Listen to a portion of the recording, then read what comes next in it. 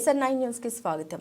వ్యక్తి కన్నా పార్టీ గొప్పది, పార్టీ కన్నా కూడా రాష్ట్రం గొప్పది. ఇది నా ప్రిన్సిపల్. నేను 42 సంవత్సరాలుగా తెలుగుదేశం పార్టీ పెట్టినప్పటి నుండి ఎప్పుడైతే నందమూరి తారక రామారావు తెలుగుదేశం పార్టీని స్థాపించారో ఆ రోజు నుండి రాజకీయాల్లోకి వచ్చాను. ఈ రోజుకి పదవి ఉన్నా లేకున్నా పార్టీకి విధేయుడిగా సైనికుడిగానే పనిచేస్తూనే ఉన్నాను.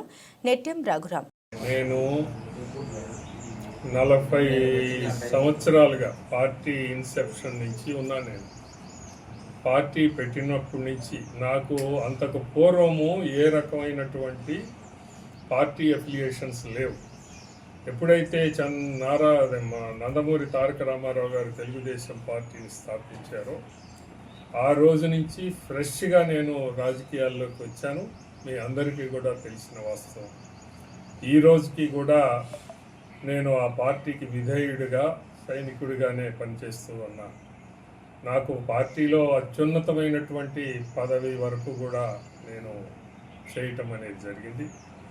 అలాగే ఈ నియోజకవర్గానికి అత్యధికమైనటువంటి సంవత్సరాలు ఇప్పటికీ అందరికీ మించి ఏదైనా అంటే నేను ఎమ్మెల్యేగా కానీ మంత్రిగా కానీ లేదు పార్టీ ఇన్ఛార్జిగా కానీ ఆ తర్వాత ఇప్పటి వరకు కూడా ఈ 15 ఏళ్ళు కూడా అంటే 2009లో నేను తప్పుకున్నప్పటి నుంచి 15 ఏళ్ళు అయింది ఇప్పటి వరకు కానీ అంటే 40 ఏళ్ల పైబడినటువంటి కాలంలో నేను పార్టీకి అలాగనే నియోజకవర్గానికి చేస్తూనే ఉన్నాను. నేను ఇది ఒక బాధ్యత, మనందరికీ ఉండాల్సినటువంటి బాధ్యత.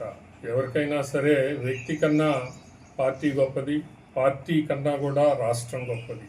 ఇది నా ప్రిన్సిపల్. అది చరిత్రలో ఎప్పుడు చూసినా కూడా మనం అంటే అంతకు పూర్వమైనా మనమైనా నేను వచ్చిన తర్వాతనైనా ఈ 40 ఏళ్ళుగా చరిత్ర వెనక్కైనా ముందుకు చూసుకున్నా కూడా ఈ ఆంధ్రప్రదేశ్లో గత కంబైన్డ్ స్టేట్లో కానీ ఇప్పుడు కానీ తెలుగుదేశం పార్టీ వ్యవహరిస్తూ ఉన్నటువంటి తీరు మాత్రమే ప్రజలకి ఉపయోగకరంగా కనపడుతుంది తప్ప ఏ పార్టీ అధికారంలో ఉన్నా సరే వాళ్ళ స్వార్థాన్ని వాళ్ళ యొక్క అధికారం మదాన్ని చూపిస్తున్నారు తప్ప ప్రజాస్వామ్యయుతంగా కానీ ప్రజలకి ప్రయోజనకరంగా కానీ ప్రజల్ని అభివృద్ధి దిశలో తీసుకుని వెళ్ళటంలో కానీ ఆనాటి ఎన్టీ రామారావు గారు ఈనాటి చంద్రబాబు నాయుడు గారి యొక్క హయాంలోనే మనం చూస్తున్నాం. ఇది చరిత్ర చెప్తూ ఉన్నటువంటి సాక్ష్యం.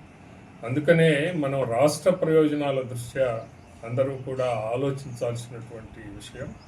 వ్యక్తులకి పార్టీలో ఆయా సందర్భాన్ని బట్టి అక్కడ ఉన్నటువంటి అవసరాన్ని బట్టి ఒక అప్రాప్రియేట్ టైంలో ఒక సమంజసమైనటువంటి టైంలో సరైనటువంటి టైంలో వాళ్ళకి అవకాశాలు రావటం అనేది జరుగుతూ ఉంటుంది జనరల్గా.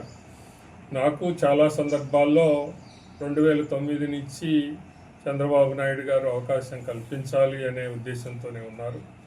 మొన్న కూడా నేను కనపడినప్పుడు ఖాళీలు తక్కువ ఉన్నాయి, 2 ఉన్నాయి మనకి ఉన్న వాటిల్లో ఈసారి చూద్దాం అనేది ఆయన చెప్పడం జరిగింది.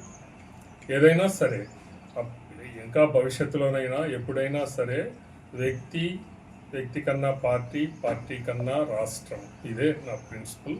ఆ రకంగానే వెళ్తాను. సార్ దగ్గర